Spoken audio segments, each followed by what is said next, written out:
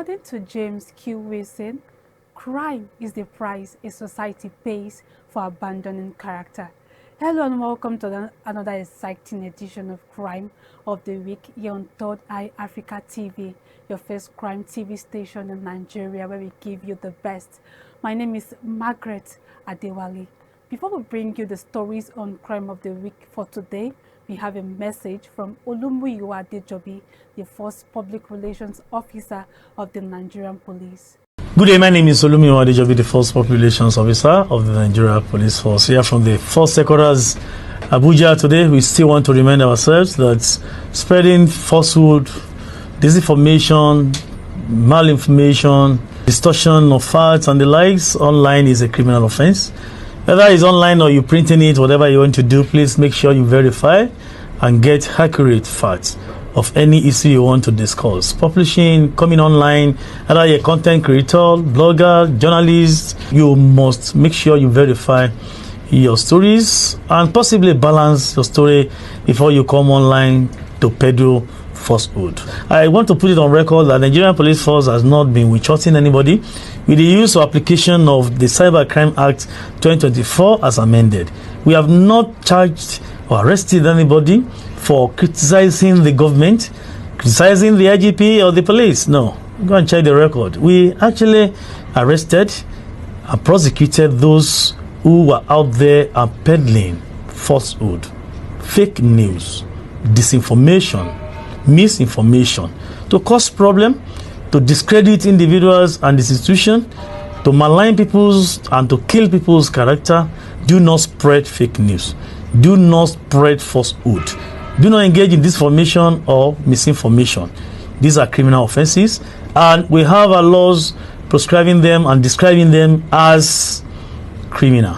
It's important, if you run foul of the law will surely take its course, and you don't want you to see the police as the one or agent of the government witch-hunting you, harassing you. No, our job is to enforce the law. We appreciate all of you. We love you for coming up.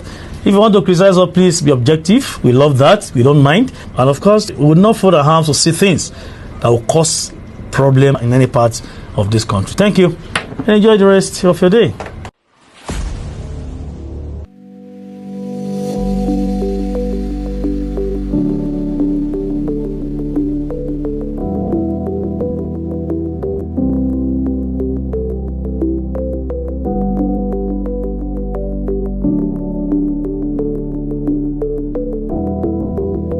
On Crime of the Week, NAFDAC uncovers prohibited drugs inside plumbing materials shop in Onitsha. Afenifere Youth Council leader kidnapped in Ondo State, and court admits account of American International School as exhibit against Yahaya Bello. These and many more stories we will bring after the break. Stay with us. For deeper analysis on security situation in Nigeria and beyond, watch Third Eye Africa TV. Thank you for staying with us. If you are just joining us, this is Crime of the Week and you are watching Third Eye Africa TV. We go straight to our first story from NAFDAC, as the National Agency for Food, Drug Administration and Control, NAFDAC, have uncovered prohibited drugs hidden inside plumbing materials shops at the Onitsha Bridgehead Drug Market.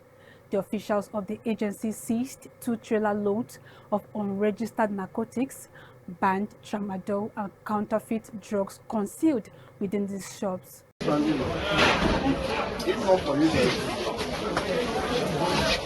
see the shop? See the full bar? That is package. Codeine. You can see? Full package. Inside plumbing material.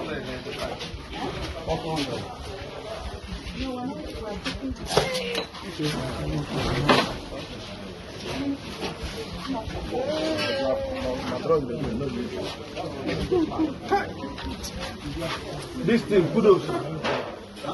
Kudos. So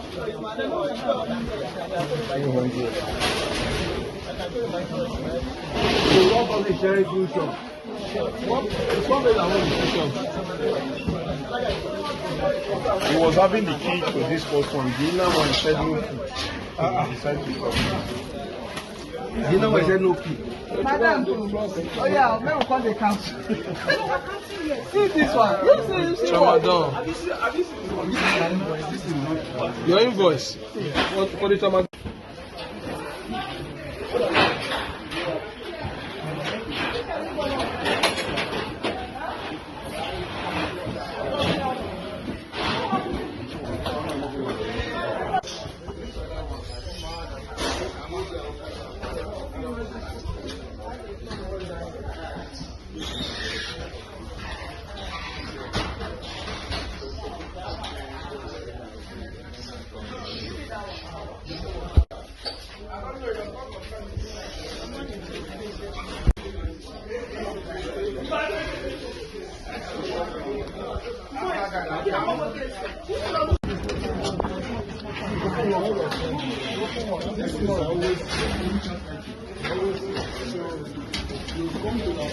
Need to come out heavy for this. Yes, we work on intelligence in this operation. This is where we are right now. It's called the plumbing section. This section naturally supposed to be plumbing section that has nothing to do with pharmaceuticals. But to our greatest surprise, this place seems to be even the headquarters of pharmaceuticals. We've moved out 2 trailers of fake and substandard medicines from just a few shops in this place just this morning. And we now divide a strategy to allow everybody who is genuine, who have your business, come here and open your shop for us. Let us see. And all of them have been coming to open their shop for us. But we remember sometimes ago, a few years back, when we came to do this kind of operation here, our stars were mocked, they were attacked, and they couldn't carry on the operation. Which is the more reason why we said we do not want crowd here, as long as this operation is ongoing. So this is what we have seen so far.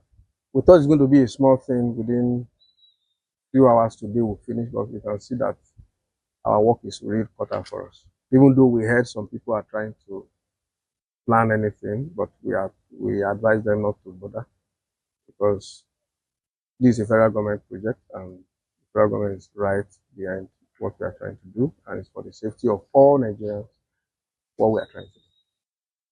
Nigerians have cried for a long time. Nigerians have advocated for this for a long time, asking for a cleaning up of the process of the system where we have more than half of the drug in this circulation being fake. Either that report is true or not is another thing. But what we are seeing from here, what we are seeing from this place is confirming to us that this place seems to be the headquarters of distribution of substandard and fake pharmaceuticals in the country and even in the African sub-region. Meanwhile, the Director General of NAFDAC, Professor Mojisola Adeyeye, visited the agency's enforcement office in Apapa, Lagos, to inspect illicit drugs seized from the Idumota open drug market. The NAFDAC warehouse was filled with some seized drugs even stored in the director's office. Defending the agency's intensified enforcement in Onitsha, Aba, and Idumota, she highlighted that over 1,000 personnel are actively working to remove counterfeit, expired, and unregistered medicines from circulation. The ongoing exercise has so far led to the discovery of illicit drugs worth billions of naira. The markets, comprising multiple buildings and shops, operate as a hub for repackaging and invalidating expired medicines under false claims before selling to unsuspecting consumers. Since the enforcement operation began over a week ago, NAFDAC has removed at least 10 fully loaded 40-foot trucks of fake, substandard, and adulterated drugs from the market, some falsely claiming NAFDAC approval. Traders in the market have accused NAFDAC of targeting non-drug sections during the operation. However, intelligence led the agency to search these areas, revealing large quantities of illicit pharmaceuticals. Your name once again, sorry. What you see here is that some people, used here maybe as warehouse, as their warehouse. That's exactly what I'm saying there today. But I don't know. Okay, what's this line? This is Onitsha Building Materials Association. Okay, before now, were you aware that some people are stocking drugs in this area? I'm not aware. I'm not aware. But you are the chairman of this line? Yes. And you are not aware? Yes. How come, sir? Maybe I don't know how they manage to bring it. You understand me? How can I be aware and go and ask them to come and check my place so we can start our business? Okay, now this attack now, because it's a very serious matter, that if not the intervention of security, we don't know what will have happened to them this hour. Can you tell us more on that and the measures you will take to contain? Is it now or before? Because now I am the chairman. Nothing like attack or any form of problem on users. Nothing like that. Now I'm the chairman. Then I'm not the chairman, so I don't know how it happened then. But I know they have problem. Maybe a kind of. I had that time they threw them pure water. It had been long ago, I think. It had been about 5, 6, 7 years, isn't it? Yeah. Okay, what do you do as a measure to prevent a situation whereby people will be storing drugs in this market? Since you have discovered it now, you don't know that. I just have a meeting yesterday with line chairman and secretary here just yesterday, and the patrons and every line 2 stakeholders in those lines. So we had a meeting just yesterday, and we come up with a kind of penalty in future. Any shop that we find or any member of our union that rented shop to any outside here, we pay a penalty of 500,000. Heightened security measures were necessary due to a past incident. In another story from Ondo State, the national president of the Afenifere National Youth Council, Prince Eniola Ojajuni, was kidnapped during the week. This was disclosed in a trending video on Monday showing the disturbed Afenifere youth chieftain pleading for his life. In the video released by the kidnappers, Eniola was seen appealing to Nigerians to help him raise the 100 million ransom demanded by the kidnappers. The video showed a kidnapper pointing an AK-47 at his chest as he appealed to the public for financial assistance to secure his release. Nigerians, help me.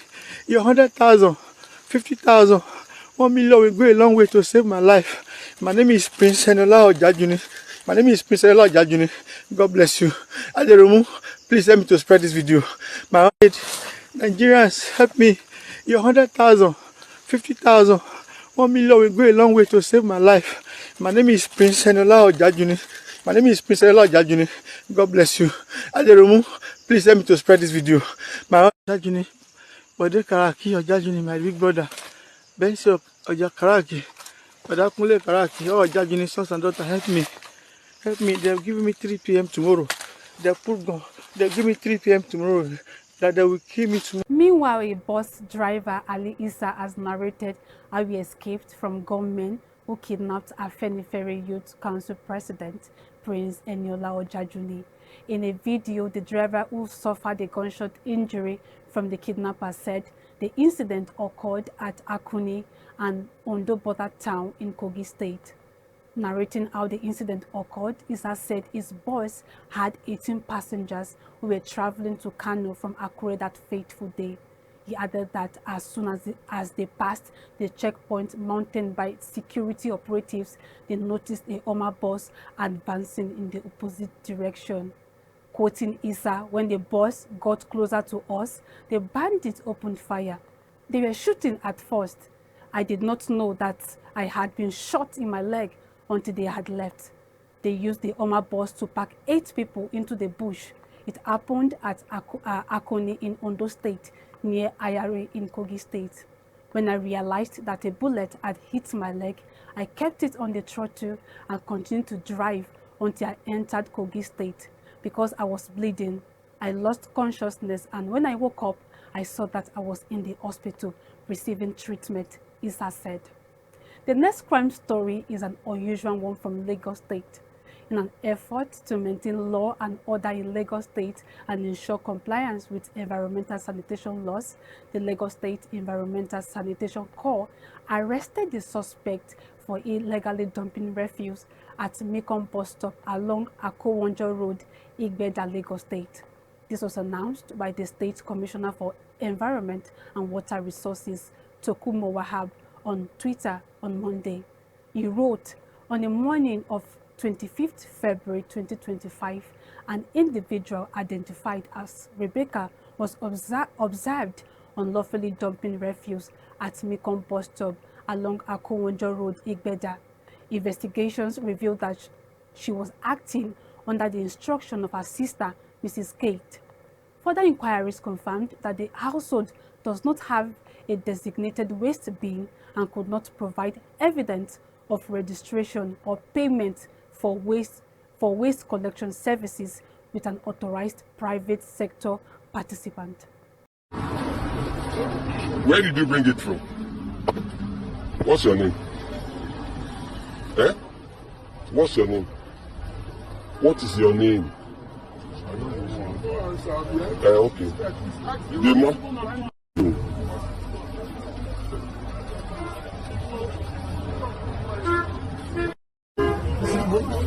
Abby, let's go.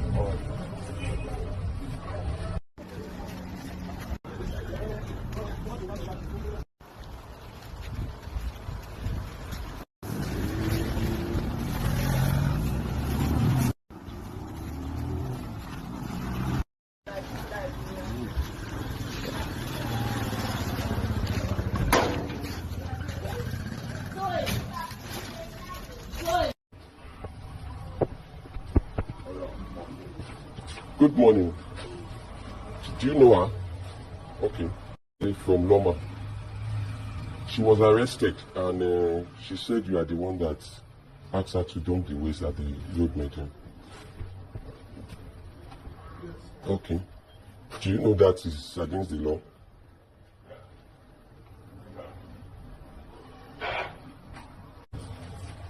Janet. Your name? Kate. Okay. So the reason why we are here is just to ascertain the reason of bringing the waste to the bus stop. So we want to see your bin and want to see your PSP receipt. That's it.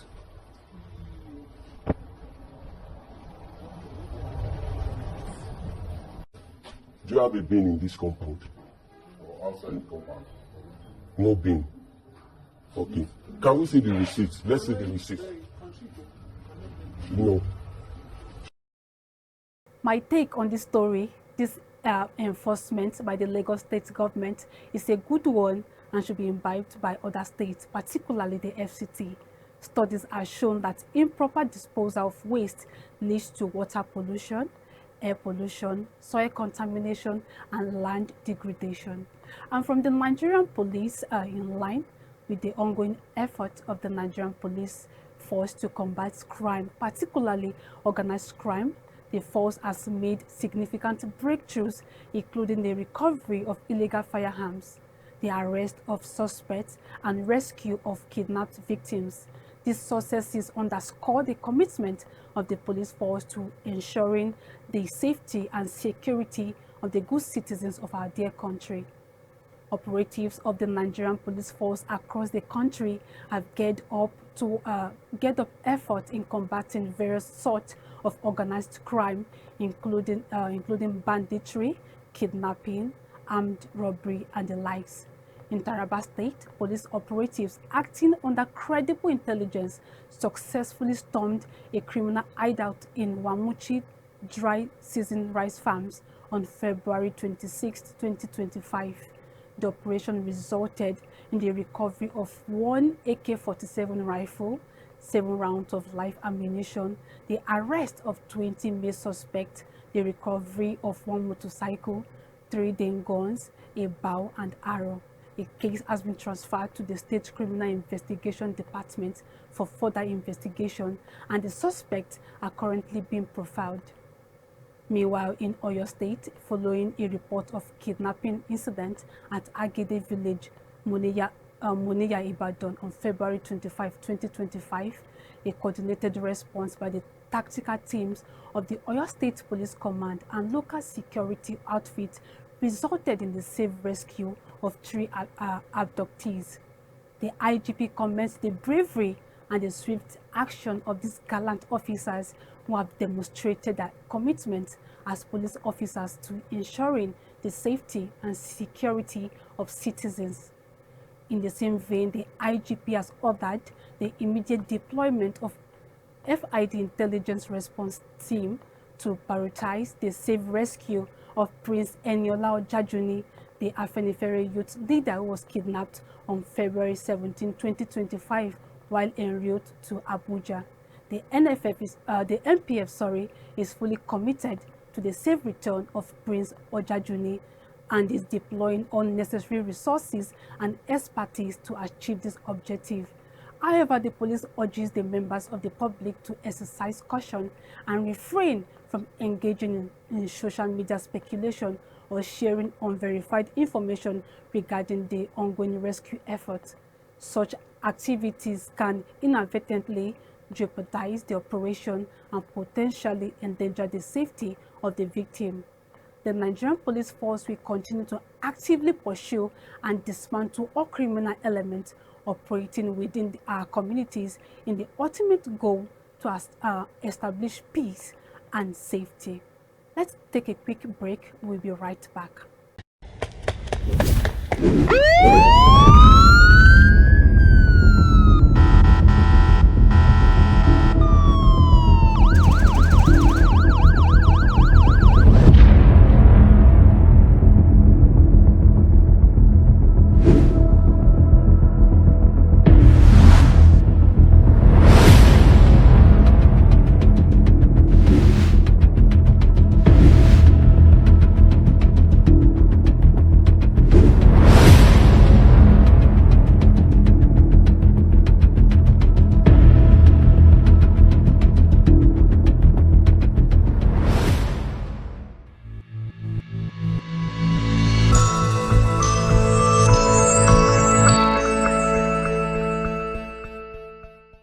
Welcome back from that break. If you are still watching, this is Crime of the Week on Third Eye Africa TV. We continue with the story of the trial of former Kogi State Governor Yahaya Bello. The Economic and Financial Crimes Commission, EFCC, on Monday, February 24, 2025, presented its first round of witnesses in the trial of former Kogi State Governor Yahaya Bello before Justice Emeka Nwite of the Federal High Court in Abuja. Also presented was the statement of account and account opening package for American International School, Abuja, with account number 100684346, covering September 1, 2020 to September 30, 2020. These were admitted as Exhibit 521 to 5277, while the statement of account was marked as Exhibit 621 to 622. Bello is facing a 19-count charge of criminal breach of trust and money laundering amounting to 80.2 billion. The EFCC's first witness, Segun Joseph Adeleke, a general manager of EFA Properties Limited, testified under examination by the EFCC's lead counsel, Kemi Pinheiro. During questioning, Adeleke confirmed that a property located at House 12, 59 Crescent, 5th Avenue, Gwarimpa, Abuja, was purchased by one Nuhu Mohammed for 70 million.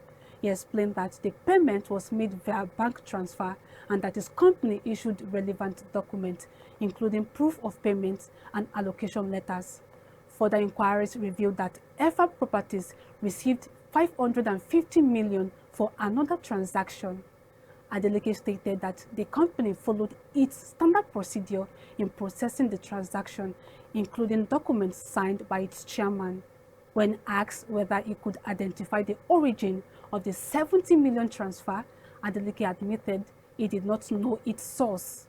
Under close examination by Defense Counsel J.B. Daudi, Adeleke confirmed that he acted on instructions from his chairman and had no personal involvement in initiating the transactions. regarding a separate property in Ikogosi. He clarified that the land had one certificate of occupancy and was partitioned into 2 sections labeled 1A and 3B. He stated that his company did not use house numbers or street names, but rather plot numbers for documentation purposes. Adeleke also testified that Shehu Bello purchased one of the properties but could not recall the dollar equivalent of the 550 million transaction. He stated that legal documents were signed by the company's chairman and given to Bello for his signature, but the signed copies were never returned to FR Properties. When asked whether Bello's name appeared in any title document or if he ever saw him during the transactions, Adeleke answered in the negative. Following Adeleke's testimony, the EFCC called his second witness, Williams Abimbola, a compliance officer with the United Bank for Africa (UBA) stationed at Area 3, Gariki, Abuja. Abimbola confirmed receiving a subpoena from the EFCC and presented the copy in court. The document was admitted as Exhibit 1 without objection from the defense. The prosecution also tendered a statement of account and account opening package for Kogi State Government with house account number 10038899575 covering January 1, 2016 to January 31, 2024. The document was admitted as Exhibit 2P1 to P61. Additionally, the EFCC presented the statement of account and accounts opening package for American International School, Abuja. Following the admission of this exhibit, the court adjourned the trial to March 6 and 7, 2025 for the continuation of proceedings.